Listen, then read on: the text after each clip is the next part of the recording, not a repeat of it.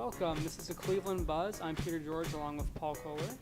And let's talk some Cleveland Indians. So we have a weekend series against the New York Mets, and pitching matchups are pretty intriguing. We got Cody Anderson against the lovable Bartolo Colon.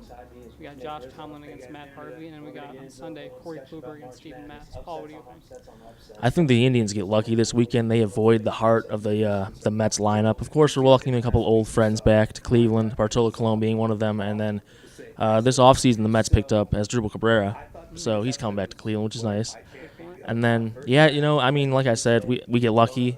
Steven Matz, his last start on Monday against the Marlins, he went 1 2/3 innings and gave up 7 runs. I hope he does that against And he's up against Kluber on Sunday. So the Indians wrap up their 3 games set in St. Pete with the Rays and then come back home and face the Mets.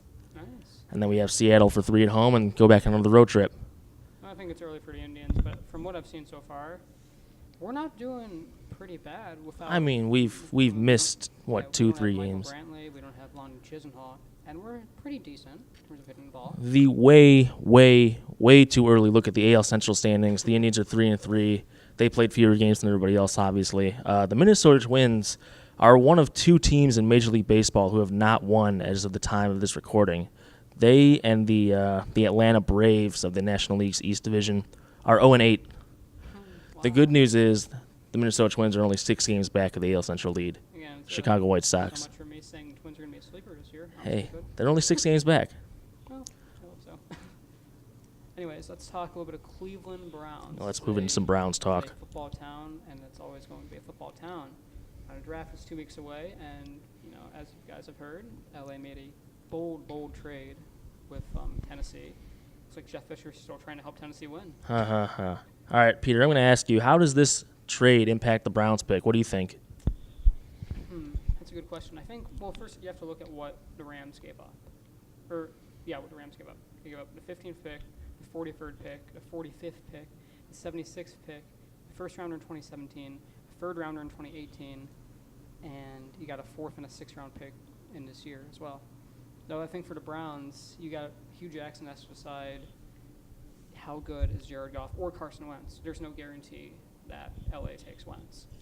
So I think you got to decide on that. And if you feel like you can get a decent quarterback at 32, like maybe a Connor Cook or maybe like a Paxton Lynch, then I would just say maybe auction off the pick, trade it. You have a lot of needs on this team. You need multiple wide receivers. You need some offensive linemen. Your defense, you lost a few defensive pieces. So this is not a great team as of now, but I think that could change if you get a couple more picks in the draft. Well, now how valuable does that second pick become? Because early reports are saying, this coming from Benjamin Albright, I know he's done some work with Yahoo, NFL. He's saying that the Rams are targeting Wentz, and now, obviously, if that is their target, they've got him.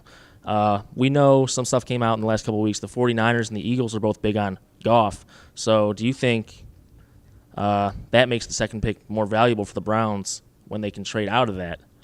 I think it can. I think from Philadelphia especially, don't be surprised if they make a move for Ezekiel Elliott. I mean, there's a lot of people are saying this kid is the best running back since Adrian Peterson.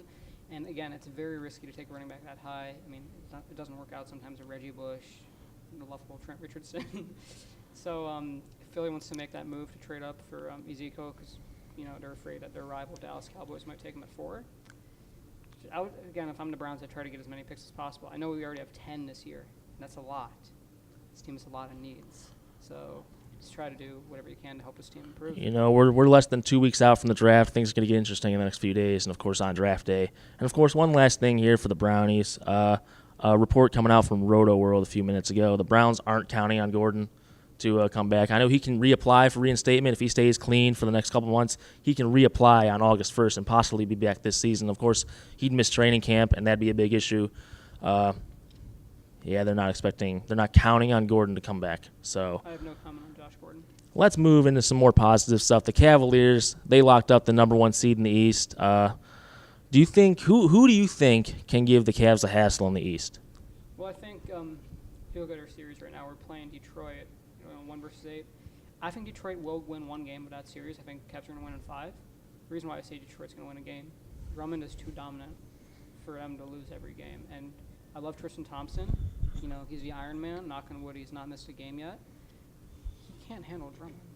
And Drummond's a monster. Mozgov's a shell of himself. I don't know what the hell happened to him. But so I think just because of that reason, Detroit's going to get a game. But I think for the most part, I don't want to. I think the Cavs are going to go to the finals, regardless of who we play.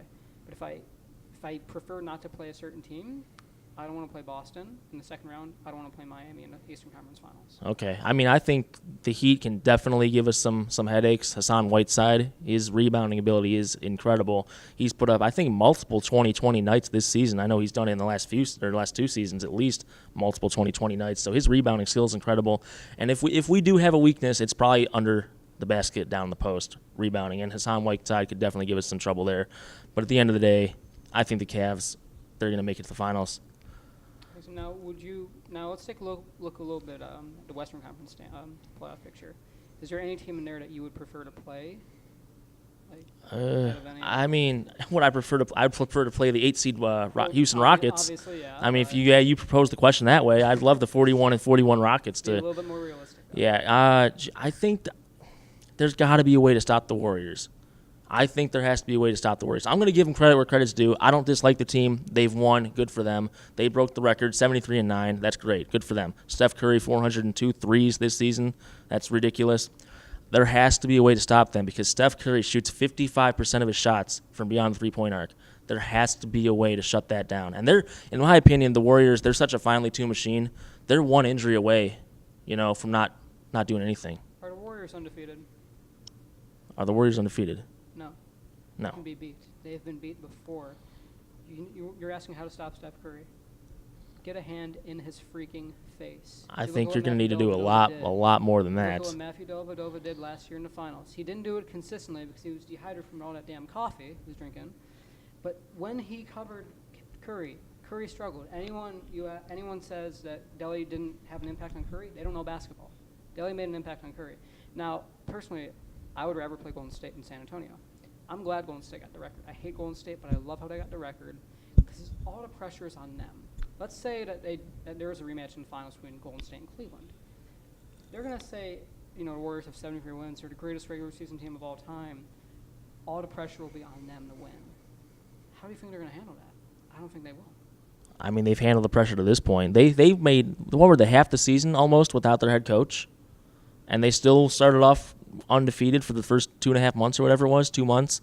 And then, I think the Spurs I think Coach Pop has LeBron's number, so I'd be a little concerned to play them in the finals with the way they methodically rest their players and their game plan. I think they'd give us a lot harder time in the championship than the Warriors. Of course, I don't know if I'm underestimating the Warriors. I just think we can beat them. I think there's got to be a way we can beat them. I think if you look at, I think there's a way we can beat them. We didn't have Kyrie, and we had Kyrie for most of Game 1, and we didn't have Love at all. That's true. And you got 2 games. I'm gonna ask you this. Okay, so David Blatt took LeBron, and take your pick of 4 people in this room, and won 2 finals games. If Ty Lue doesn't take the Cavs to Game 6 of the finals, is he fired? That's a very good question. I think when David Blatt got fired, we were all very surprised, but I actually agreed with the decision. I was just surprised with the timing of it. And the players love Tyronn Lue. He's a former player. He actually relates to him quite well. I think at the very least you need to make the NBA Finals. If you don't get out of the East, all hell will break loose. You're going to trade Love. You might trade Kyrie, God forbid. Wow. But you at least got to make the Finals. Having said that, I think it really depends on who you play, and the injury factor is always going to be there. If we're healthy, I truly believe we're the best team in the NBA. If we're healthy, yeah, I'm going to make the case that we have a good chance to win the championship this year. I'm going to go on record saying this. The Cavs, there's been some drama this year. They've dropped some games. They've played down to their competition. I'm going to say if they make the finals, I think they win the finals healthy. If they make the finals healthy. I think anything can happen. They can lose to the Heat in the Eastern Conference Finals. I don't see them losing to Boston or Atlanta, the winner of that series in the semis. But Miami, Toronto, I think they might drop the Eastern Conference Finals. And if something shocking like that happens, so be it. But if the Cavs make the finals healthy, I think they win. I'm going to go on record saying it now. I'm gonna read you a couple of stats real quick. First of all, I completely agree with you. But I'm going to read you a couple of stats about LeBron James. He's averaging 28 points, almost 9 rebounds, and almost 7 assists a game in 178 career playoff games.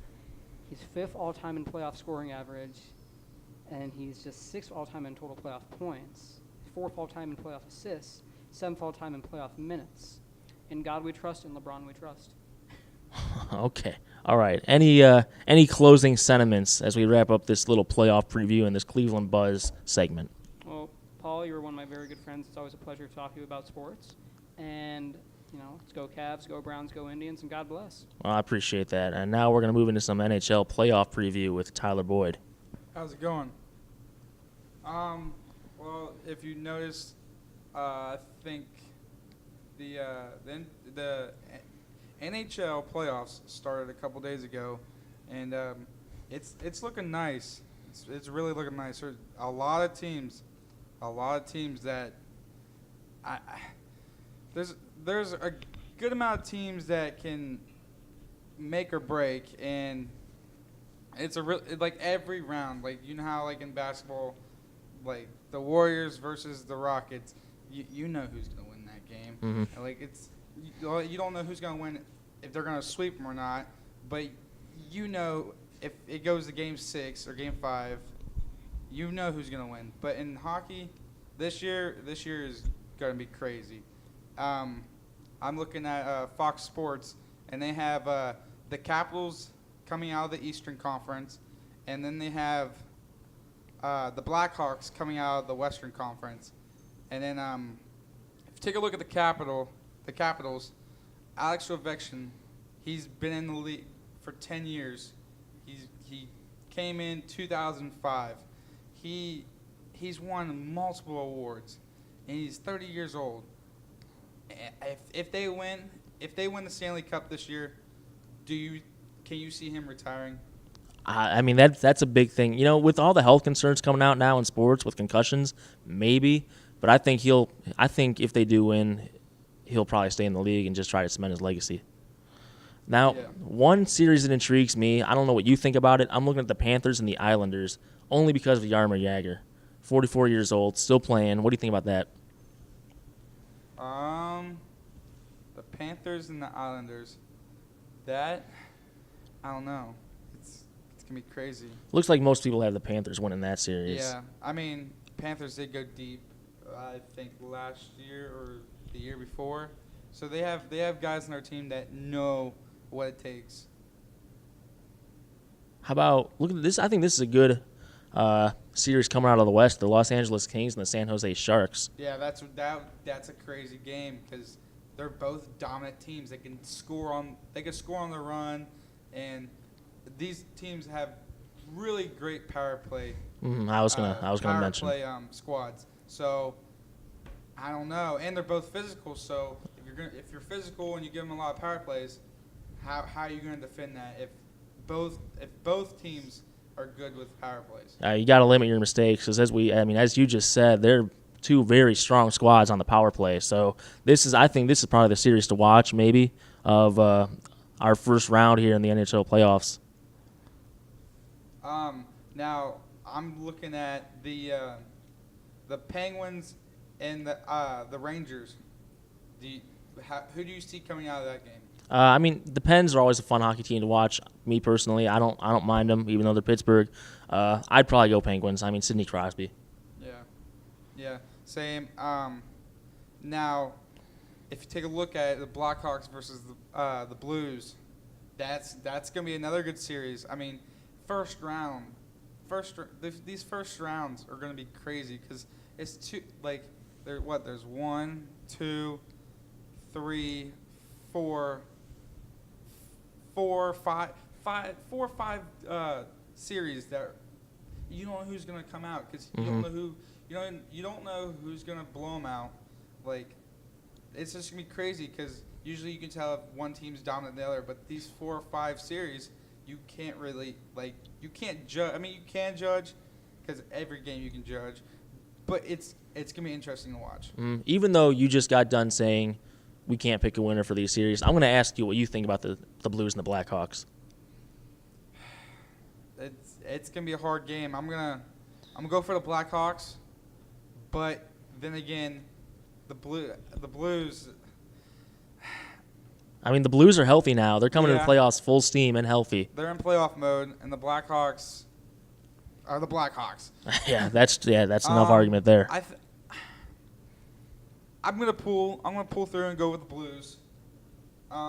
It's gonna be difficult to watch that game because I don't know, the Blackhawks are that team that every year half the U.S. expects them to go all the way, and half of them wants them to lose, and I feel like they come in with the right mindset, and if they lose the first two games in the series, and they crank it up, I think they're gonna surprise a lot of people.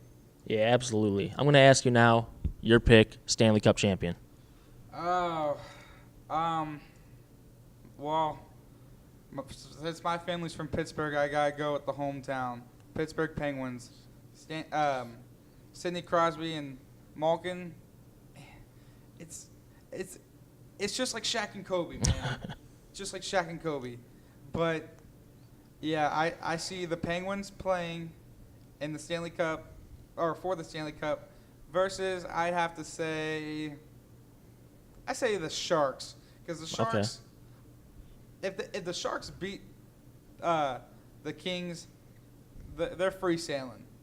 Because if you think about the Ducks or the Preds, I think if the Sharks beat the Kings, I think they're sailing to the Final Four. I was thinking that the winner of that Sharks-Kings series probably wins the Stanley Cup, or at least represents the West. Yeah. So for my pick, man, this is tough for me. I'm gonna say the Sharks. I think they're gonna win against the Kings, and I think they might just take it all the way. Yeah, I strongly agree with you, because if you think about it, the Sharks, they're big. They're big and they can score. Yeah. And in hockey, They can overpower you. You have to be big and you have to score. So I think it's going to be the Penguins and the Sharks. Now, who wins out of that game? I don't know. I'm going Sharks. I'm going Penguins. Sharks. I'm going Penguins, but I don't know. I'm hesitant to say that because I don't know, this playoff series, this whole NHL 2016 series, it's gonna be fun to watch. It's gonna be crazy. There's gonna be a lot more games this year than last year, and I honestly think that if the two teams in Stanley Cup, the Stanley Cup Finals, I think there are gonna be two teams that have been there before. Makes sense to me. Just the overarching theme, I think, of this Stanley Cup playoffs is going to be high intensity. Yeah. So, anything can happen. Even that just going back to that Kings-Sharks series, they could beat each other up, and the team that gets out of that series doesn't make it out of the next round. Exactly. So, yeah, this Stanley Cup is going to be, I think, one for the ages. Yeah, I totally agree. Any closing remarks? I highly advise you to just watch it because it's gonna be a fun game, and all these teams are physical. So you know that it's gonna be a physical matchup every single round, and it's not gonna be this team's gonna blow this team out of the water. All right, I think we're about ready to wrap this up today. On behalf of the guys that spoke before us, I just want to thank everybody for listening to this edition of Jacket Talk. I'm Paul Kaler alongside Tyler Boyd. Have a nice rest of your week. See you guys.